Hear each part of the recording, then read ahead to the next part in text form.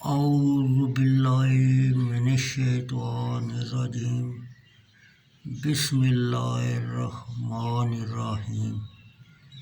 بخاری شریف جلد اول حدیث نمبر 1252۔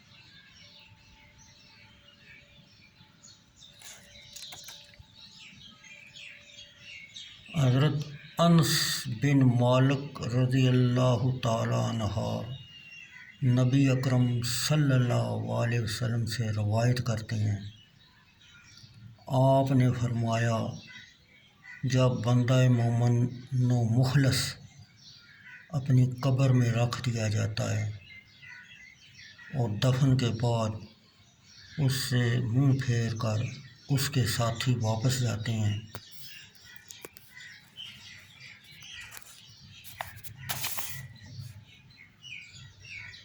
یہاں تک کہ وہ ان کے جوتوں کی آواز سنتا ہے،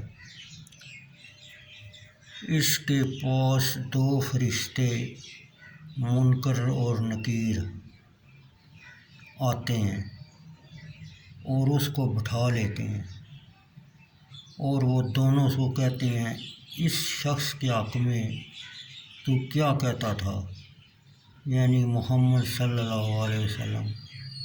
وہ بندہ مومن کہے گا، میں گواہی دیتا ہوں وہ اللہ کے بندے اور اس کے رسول صلی اللہ علیہ وسلم ہیں۔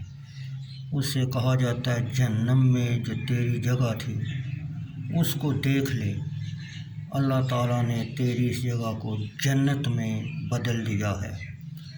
نبی اکرم صلی اللہ علیہ وسلم نے فرمایا، وہ شخص ان دونوں جگہوں کو دیکھتا ہے، کافر یا منافق فرشتوں کے سوال کے جواب میں کہتا ہے، مجھے معلوم نہیں، جو لوگ کہتے تھے میں بھی وہی کہتا تھا۔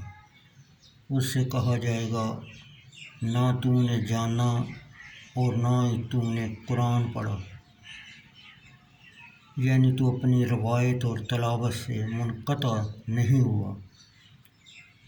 پھر اس کے دونوں کانوں کے درمیان لوہے کے ڈنڈے سے مارا جاتا ہے تو وہ چیختا ہے، جس چیخ کو انسانوں اور جنوں کے سوا آس پاس والی سب چیزیں سنتی ہیں۔